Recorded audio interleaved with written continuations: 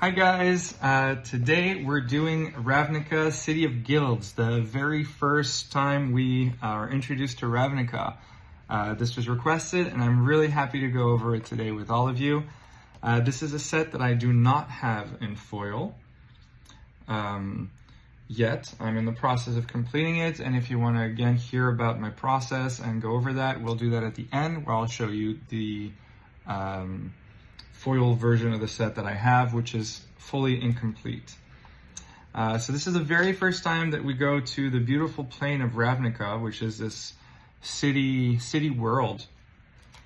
And we're introduced to all 10 factions and all the guilds, which is really fun and awesome. This Ravnica was part of a 3-block set, which had Ravnica, Dissension, and Guild Pact. It may be Ravnica, Guild Pact, and then Dissension. I think that's actually how it was. And throughout this story, we get to follow all the 10 guilds, which are really fun, and we learn about their symbols, which are now so iconic and special today. We've been already on Ravnica, I think 3 or 4 times at this point, so it's this is the set that created it all, which is very, very fun. Copy Enchantment is one of our more expensive cards. It's at $10. It's in our top 5. As I do for when I don't have a full complete set in foil, I just show the 5 most expensive cards as we get there, and then I discuss also the foil ones when I have them. So Copy Enchantment is one of them. The art and the direction, these are the side sleeves. Yeah, this set I probably completed and went for it just when it came out. So this is 2005. So yeah, I'm guessing I completed this between 2005 and 2007, and had a great time doing so because I was not paying for it. It was all gifts and Christmases and stuff like that. So thank you, friends and family. Then Remand was the first time we saw this set. And some beautiful drakes and direction. I love how we were introduced to Ravnica, and if you've been watching the channel for a little bit, my good friend Sophia just walked in and will probably join us to do a little bit of this review as we go over some of the important cards.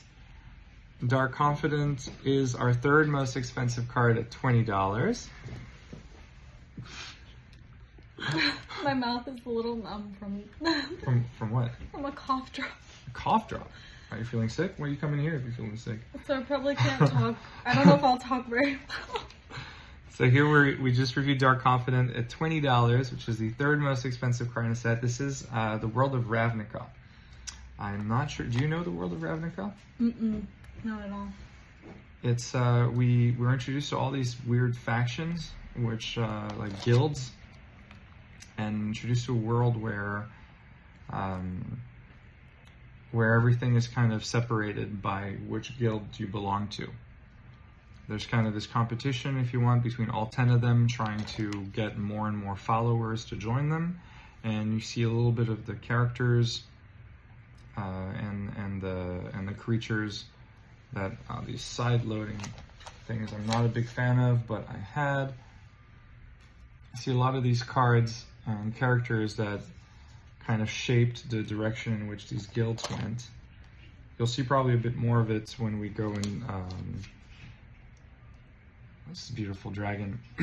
When we go to the multicolors. But yeah. This one's cool. Reroute? Why do you have a cough drop? I don't know. Why would I? You're not feeling well?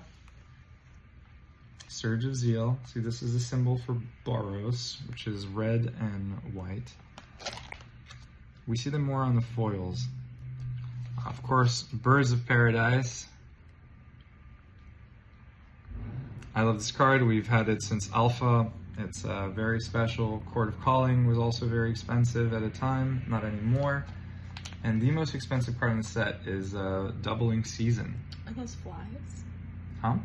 What are they? It looks like crystals multiplying. Oh.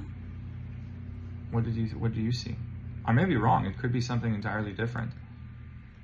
But what it does is it doubles what you have. So if an effect would put one or more tokens into play under your control, you put twice that many into play instead. And if an effect would replace one or more counters, you double those, well, you add another one. No, sorry. It places twice that many, so yeah, it doubles them. It doubles the counters, which is pretty cool, honestly. Ooh, hot lady. Hot lady? Yeah. You want to show the hot lady? Is it right here? Right there? Right there. She's not sleeved. Beautiful Lady This card. by Randy Gallegos. Have you not sleeved any of these? I haven't sleeved many of them, to be honest. I probably should. I've had these again since for a very long time. Hot lady. Hot lady. Hot lady. Wow, so many hot ladies. Therese Nielsen, Life from the Loam is one of the more expensive cards as well. Another hot lady. Jeez Another Louise. hot lady. All the hot ladies is what is what you're attracted to. What the heck? I know. And that's why we're good friends, because she pays attention to the hot ladies. Is that why we're good friends? Yeah. What about Agris Koss, Wojciech Veteran? I really enjoy seeing these multicolored cards. I thought that the art was truly stunning and different. It's the very first time that we're introduced to this plane. And so they did what they could to show us the important people in the guilds. Like here you have the symbol for Boros, here for Selesnya, Boros, Selesnya, Demir, with Surku. I think you can see it more on foils, so I'm going to grab the foil set in a second and go over that and show it. Maybe we didn't see all guilds actually in this set. It may have only been 3 or 4. Yeah, we have the Golgari, we have the Selesnya, we have the Boros, and we have Demir, so we have 4. So that means that we'll have 4 of the lands. Full and Bright Wings? It is, yeah. Therese Nielsen, she's known, she's an amazing artist. Actually, I've always been a Selesnya player, so it's white and green. I love the making tokens, gaining life, and having as big a board as possible, and tokens everywhere. Yeah, my eye went straight to her. And then Boros, you want to take out Savra? Yeah, that's where my eye went next. I bet. Savra, the Golgari Queen. These are just really cool. Yeah. And I was saying that most of these cards actually, I opened when they came out. So this is in 2005, which is pretty awesome. Mm-hmm. I'm not sure what the buy a box was or the pre-release. Tulsimir Wolfblood is one of my all-time favorite cards in this set, just because it's such a badass to me. Elf warrior, dude riding a ginormous wolf. You know Legolas? what I mean? Legolas, kind of. Mm-hmm. Exactly. That's what it made me think of. Was the first Lord of the Rings out, actually, at that time? I remember the Vulture Zombie as well. I wonder what it may have been Gleam Crawler. That may have been the pre-release for the set. Privileged Position was also a card that went up in price. Cloudstone Curio is our second most expensive card in non-foil at $45. You're trying to call Bubbles to say hi to Bubbles? Are we gonna have all 3? And Sunforger, which is a card that saw a fair amount of play. And now what a lot of people wanted to see, it's the Shocklands, and it's the very first time that we see them. So we have, this is their original art, and it's truly magical and beautiful, beautifully done in Rob Alexander fashion. He did a lot of these iconic lands for Magic the Gathering. The Sacred Foundry. and John Avon creating these worlds and landscapes. Wow. And look at these lands, Sophia. They're really pretty. But it's not even that they're really pretty. It's more like it's just showing a whole world. This whole world, this whole kind of plane, this whole planet is just a ginormous city that's endless. You see like this, and so even it shows the island is like very city-like. Yes, even the island is city-like, and it's like, you know, massive world, all built around. Even the swamps. Look at the swamps. Yeah. Yeah. And that's it for the non-foil set. We've seen all of it, and now I'm going to show you briefly, for those that stuck around, where I'm at in terms of completing my foil set for Ravnica. Up here, I'm giving you this for a moment. Now we get to look at the pretty shiny cards. I'm still missing quite a few because this is a very big set, 306 cards. Come closer so you can be in frame if you'd like to. Yes? Yeah.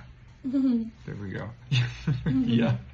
So there you see the symbol more clearly. On the foils, you saw the symbol very clearly for the guilds that they were showcasing here on the card. And that's Boros. I'm gonna swing it pretty quickly so that we can look at the foils that people are looking for. But I do see that I have a fair amount of it actually complete, so it may not be a big deal for me to finish this set soon. Is this one of the first sets you're showing that you haven't fully completed? It's the second set. The first set that I showed that I didn't complete was Zendikar. So you should change your channel name to Trading Card Game Almost Completionist. Well, no, because I showed the complete part. I know. Look at this. That's what it is. You meet someone, you decide that you want to be friends, and then all they do is they pick on you. I'm happy I have this card in foil. Again, when I'm in the process of foiling, I kind of try and focus on what I'm missing once I have the large bulk, and then the sets that I don't have fully complete, I leave for later. Like I either wait for there to be a significant price slump, or for me to see that the market's very interested in that set, and I do my best to pull the trigger on then completing it as fast as possible. Recently, I've been doing everything I can to focus my funds on 7th edition. We should probably do that together tomorrow, if you want. Yeah. That's not a bad idea. Or actually, you know what? Maybe we can film that today. We could film that this evening, maybe, and do that tomorrow. So tomorrow or after tomorrow, we can go over 7th edition. That'd be really fun, actually. It's a really beautiful and iconic set, and a lot of us played it. I know we're still in Ravnica. I'm surprised that I'm actually so close to having it complete. It depends. I think I have the lands. Doubling Season is the most expensive non-land foil. It's at around $135, so quite expensive. And then we have, do I have Life from the Loam? I do. Wow. This one's at $110 at the moment in foil. See, that's the symbol for the Golgari. I'm mostly trying to just share my process and to show people where I'm at when I'm completing. I was saying that I go for all the bulk. Look at this. This is also something Magic did. They had some of the promos that were just full art, and you just have to kind of know. It wasn't super popular because you didn't know what the card did, unless if you're like a pro player, and even then. But having the art in that way was really, I think beautiful. Look at this guy. This avatar, ripped as he is. Daddy? No? Is that giving Major Daddy vibes? I would ask your audience, what do you think, guys? Oh my god. I love this card because it was Selesnya, and I genuinely, I love the conclave, which is basically multiple people talking as one. That's at least how I pictured it.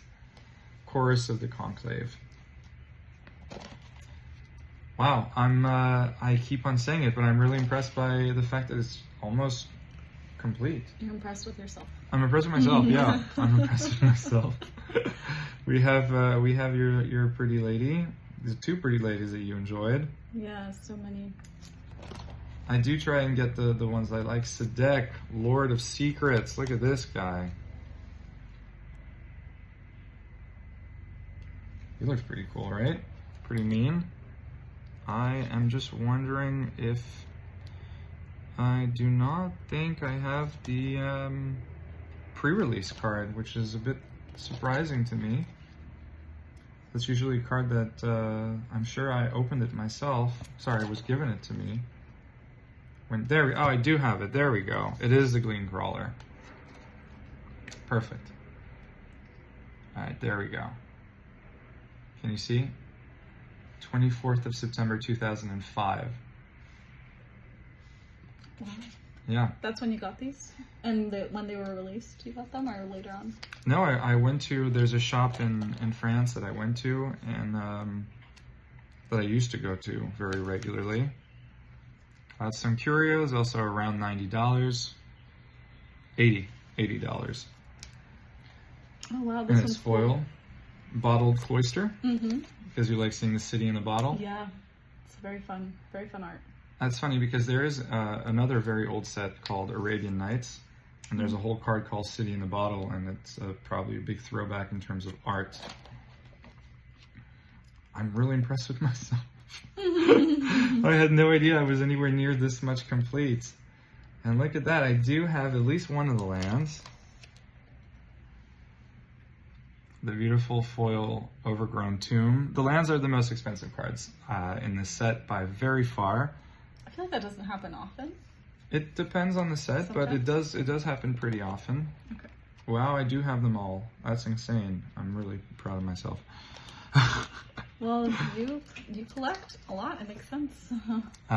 Yeah, all the lands. So Watery Grave is the most expensive one at $230. Wow. Then it's Overgrown Tomb, which was the one we just saw that was right there, at $210. Then we have right here Sacred Foundry at $200. And Temple Garden at $190. So all the lands are around $200.